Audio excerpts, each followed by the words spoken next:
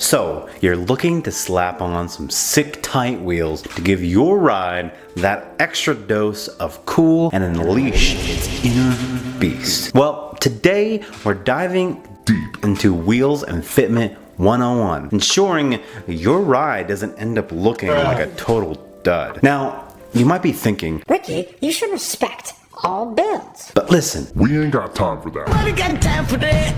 Ain't nobody got time for that. I've seen way too many atrocities when it comes to wheels and fitment. And it's time to put an end to whack fitment, whack wheel sizing, whack wheel style, and whack wheel color, and that horrendous wheel gap that makes your ride look like it's auditioning for a monster truck show. You and your car deserve better. Now, I know what you might be saying. Style is subjective, and it's my money. I'll do as I damn well please. Well, you're partially right. You can spend your money however you like, and style is subjective up to a point. But let me lay some truth on you. Modifying a car is an art. And while art may be subjective, there's no artist that will deny there are certain color combinations that complement each other better than others. The same goes for cars. To help you wrap your head around this, think of it as updating your wardrobe. You wouldn't dare sport tall purple socks, brown dress shoes, denim shorts, an orange striped polo, and an Elmo tie unless you're trying to win a contest for the world's worst Joker costume. Unfortunately, that's what I sometimes see when people mod their cars. One of the most significant contributors to elevating your car style and making it look like a legit masterpiece is nailing down the wheels and fitment. Wheels and fitment can either make or break your car's entire vibe. So today, I'm here to help you steer clear of common mistakes by breaking down Wheels and Fitment 101. I'm your host, Ricky Skids, and this is Skidded Media.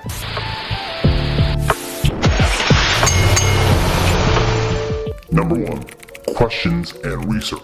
We've got A lot. to unpack. So let's start by asking yourself what style you want for your car and why. I get it. It might seem like a dull question to some, and for others it's a no-brainer. But for those of you who aren't quite sure, that's perfectly fine. What you need to do is some good old-fashioned research. Step out of your comfort zone, hit up car events, car shows, drift events, car meets, and start conversations with car owners. Don't be shy.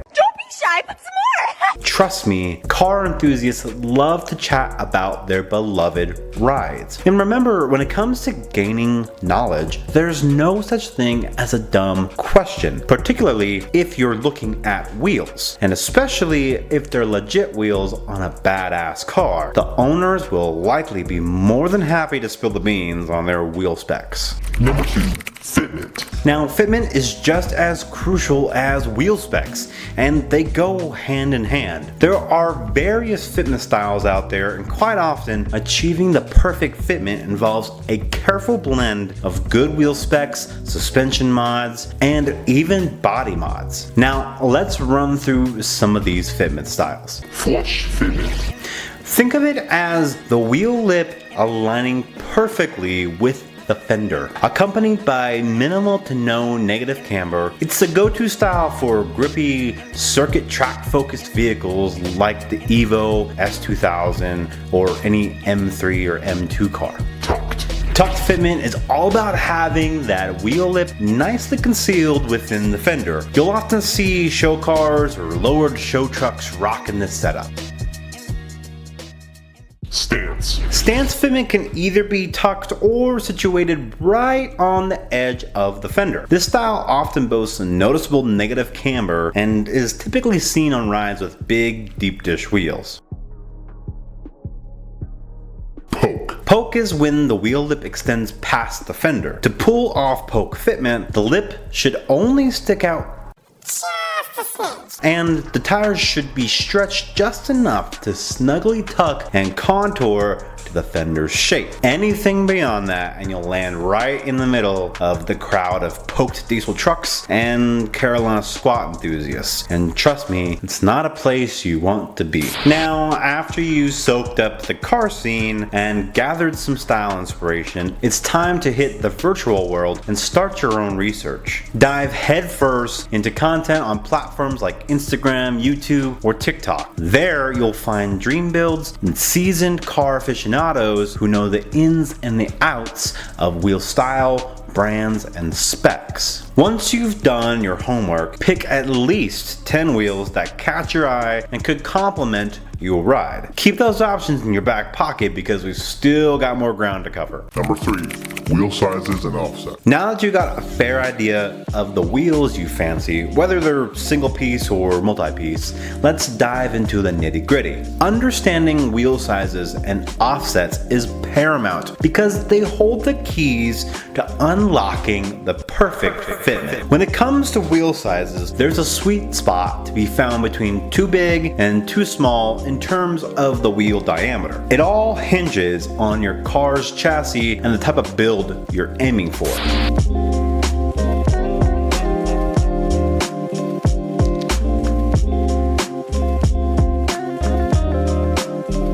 For example, if you're going for a VIP Bipu build, typically associated with larger body cars like the LS400 or the Nissan Gloria, those hefty 19-inch wheels that are 10 inches wide with -20 offset look fucking sick. You could settle for 18-inch wheels and they'd still look solid, but you'd be flirting with the too small for a big body car line. Now, if you drop down to 17-inch wheels, that's just too small for a VIP build and a little underwhelming for a big body car. However, for smaller track-inspired circuit builds like an RSX Type S or an E30 chassis, 17-inch wheels paired with some meaty tires and some sick flush fitment make those sized wheels look natural on those cars. Even 18-inch wheels on a smaller sized car would be killer, no doubt. But again, you'd be dancing on the too big for a small car edge. But that depends on the overall build. In general, 18-inch wheels look fantastic on just about anything, especially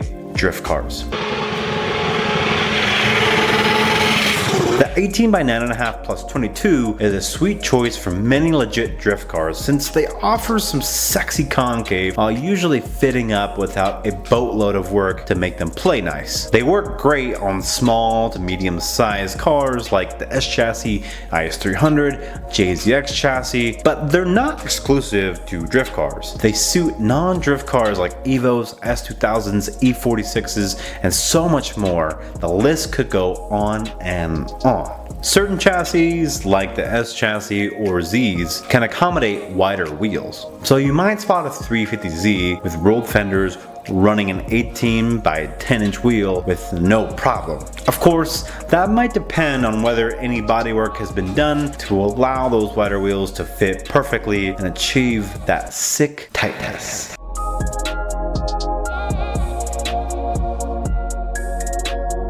Number 4, offset. Now, let's dive deeper into offset because getting it wrong can either make or break your car's overall appearance just by that one simple mistake of choosing the right wheel diameter and width, but choosing the wrong wheel offset. Let's say you stumbled upon a set of incredible one-piece work CR Kai wheels that you know would look fucking awesome on your ride. Here's the kicker though. They're 18 by 8.5 plus 47.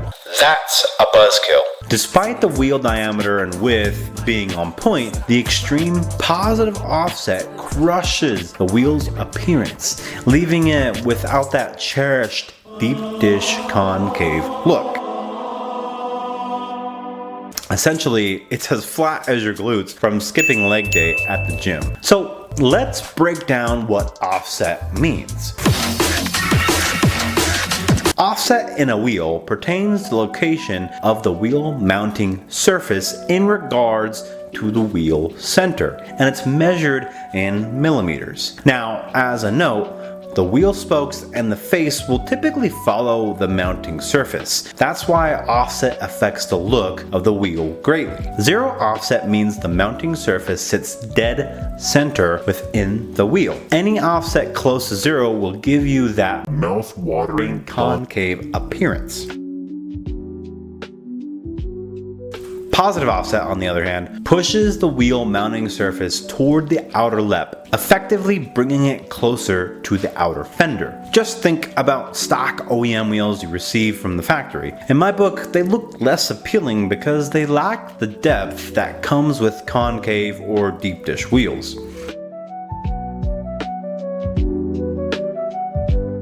Negative offset, in contrast, shifts the wheel mounting surface toward the inner lip or the inner fender, creating that ultra cool deep dish look us car enthusiasts fiend over. Now, the impact of offset on your car largely hinges on your vehicle and the space available inside the fender. Wheels with near zero or negative offset will push the wheel outwards. In that case, you might have to make some adjustments to your fenders, either by rolling, pulling, or in some cases resorting to hammering them out. Some folks go all out and opt for wider aftermarket fenders from companies like Origin Labs. And if you're working on the rear fenders, cutting the stock fender to accommodate larger custom fenders becomes necessary for those big, glorious deep wheels. A classic example of this is Akira Nakai's handiwork on the RWB Porsches. If you're daydreaming of even larger, deep wheels and you've got no room to spare, that's when you'll see a plethora of stance enthusiasts diving into gnarly camber settings to make things fit. And yes, you'll often hear people say, "Why are the wheels tilted like that?" or Is something broken? or maybe, Look at that racer with his turned-in wheels. it might not be my personal style, but I understand why they do it. In simple terms, running big, wide, deep dish wheels is something of a style statement, and they'll do whatever it takes to make them fit. If you're pursuing a stance fitment with negative camber, you'll definitely need suspension modifications like aftermarket adjustable upper and lower control arms. These mods might also be necessary even if you're not going for an extreme stance, but are aiming for a sweet spot between function and style.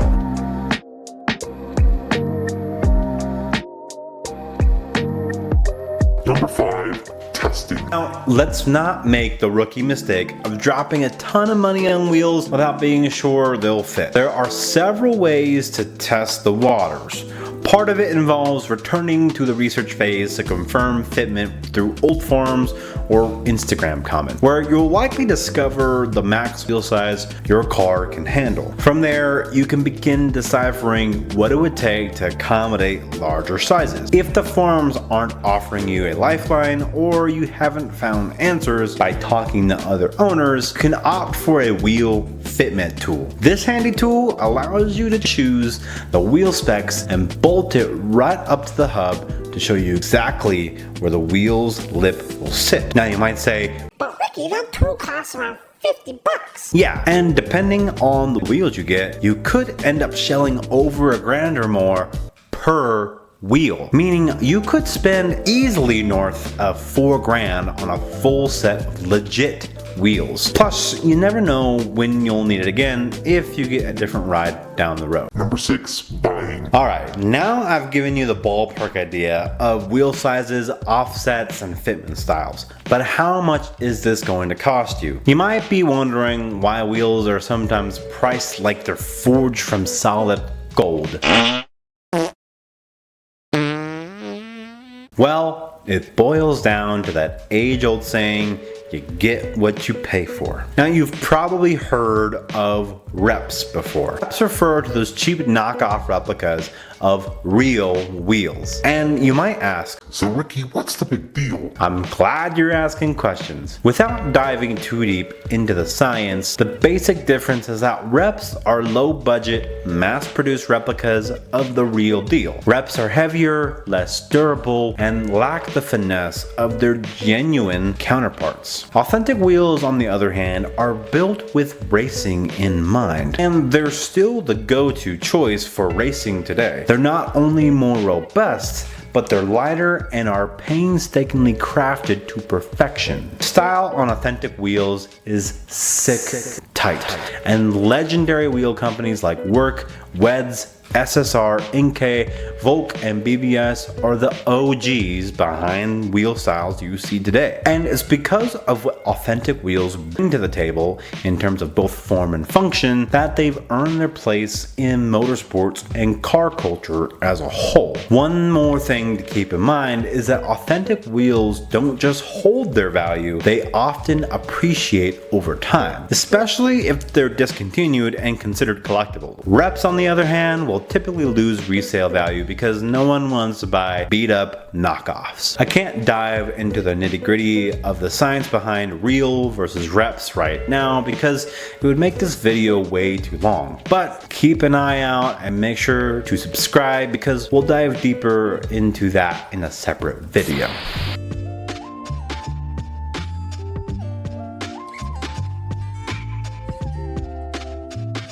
So, that was a lot to take in, but I hope it's given you some valuable insights into the world of wheels and fitment. Remember, your car is your canvas, and the choices you make define its style and performance, so don't fuck it up. Also, be sure to consider other factors like tire clearance, brake rotor and caliper clearance, and suspension clearance. Do your research, talk to fellow car enthusiasts, and above all, enjoy your project. In the end, it's all about striking that perfect balance between style and function. If you want to contribute to help building the car community, make sure to subscribe to Skidded Media. Thanks for tuning in, and as always, stay sick tight.